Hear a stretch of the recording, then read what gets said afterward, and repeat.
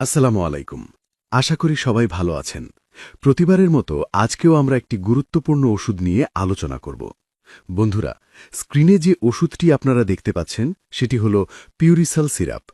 আজকের এই ভিডিওতে পিউরিসাল সিরাপের কার্যকারিতা, কখন খাবেন, কি পরিমাণে খাবেন, এর পার্শ্বপ্রতিক্রিয়া, সতর্কতা, গর্ভাবস্থায় ব্যবহার এবং কারা এই ওষুধ খেতে পারবেন এসব বিষয় নিয়ে বিস্তারিত আলোচনা করা হয়েছে।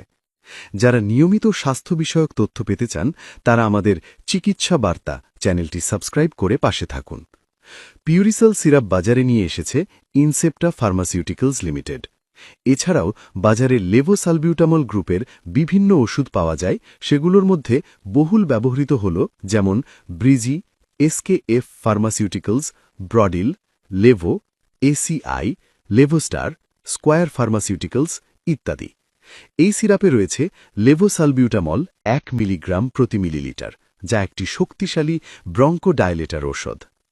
এই উপাদানটি শ্বাসনালীর পেশি শিথিল করে শ্বাসকষ্ট কমাতে সাহায্য করে এবং ফুসফুসে বাতাস চলাচল স্বাভাবিক করে। পিউরিসাল সিরাপ মূলত হাঁপানি, ব্রঙ্কাইটিস, সিওপিডি, অ্যালার্জিজনিত শ্বাসকষ্ট, হুইজিং, বুক ধড়ফড় সহ শ্বাস নিতে কষ্ট হওয়া রোগীদের ক্ষেত্রে ব্যবহার করা হয়। শিশু ও বড় উভয় বয়সের রোগীদের ক্ষেত্রেই চিকিৎসকের পরামর্শ অনুযায়ী এই সিরাপটি ব্যবহৃত হয়ে থাকে। এই ওষুধটি দ্রুত কাজ করে শ্বাসনালীর সংকোচন কমায়, ফলে শ্বাস নিতে আরাম হয়। লেভোসালবিউটামল হল সালবিউটামলের উন্নত ফর্ম, যার কারণে তুলনামূলকভাবে কম পার্শ্বপ্রতিক্রিয়ায় ভালো ফল পাওয়া যায়। পিউরিসাল সিরাপ খাবার নিয়ম সম্পর্কে বলতে গেলে রোগীর বয়স, ওজন ও রোগের তীব্রতার উপর ভিত্তি করে ডোজ নির্ধারণ করা হয়। সাধারণত প্রাপ্তবয়স্করা দিনে 2 থেকে 3 বার 5 মিলিলিটার করে গ্রহণ করেন। শিশুদের ক্ষেত্রে পিউরিসাল সিরাপের ডোজ নির্ভর করে বয়স এবং ওজনের ওপর। সাধারণত 2 বছরের নিচের শিশুদের জন্য এই সিরাপ শুধুমাত্র চিকিৎসকের পরামর্শ অনুযায়ী ব্যবহার করা হয়। 2 থেকে 6 বছর বয়সী শিশুদের জন্য দিনে 2 থেকে 3 বার প্রতিবার 2.5 মিলিলিটার করে দেওয়ার পরামর্শ দেওয়া হয়। 6 থেকে 12 বছর বয়সী শিশুদের জন্য দিনে 2 থেকে 3 বার প্রতিবার 5 মিলিলিটার দেওয়া যেতে পারে। শিশুর ডোজ কখনোই নিজে নিজে বাড়ানো বা কমানো উচিত নয়, কারণ অতিরিক্ত গ্রহণ হলে হৃৎস্পন্দন বেড়ে যাওয়া, হাত কাঁপা, মাথা ঘোরা বা অস্থিরতার মতো পার্শ্বপ্রতিক্রিয়া দেখা দিতে পারে।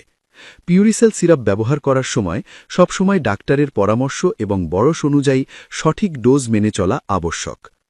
গর্ভাবস্থায় পিউরিসাল সিরাপ প্রেগন্যান্সি ক্যাটাগরি সি এর অন্তর্ভুক্ত, অর্থাৎ চিকিৎসকের পরামর্শ ছাড়া গর্ভবতী নারীদের এই ওষুধ ব্যবহার করা উচিত নয়।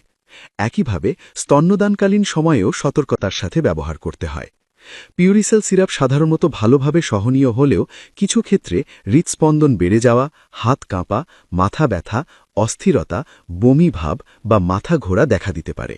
যদি পার্শ্বপ্রতিক্রিয়া বেশি মাত্রায় দেখা যায় তাহলে দ্রুত চিকিৎসকের শরণাপন্ন হওয়া উচিত।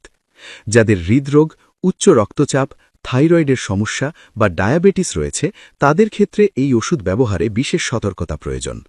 এছাড়া এই ওষুধটি বিটা ব্লকার, এমএও ইনহিবিটর ও কিছু অ্যান্টিডিপ্রেসেন্ট ওষুধের সাথে একসাথে ব্যবহার করলে পার্শ্বপ্রতিক্রিয়া বেড়ে যেতে পারে। আজকের মতো এখানেই শেষ করছি। আগামী পর্বে কোন ওষুধ সম্পর্কে জানতে চান তা অবশ্যই কমেন্টে জানাবেন।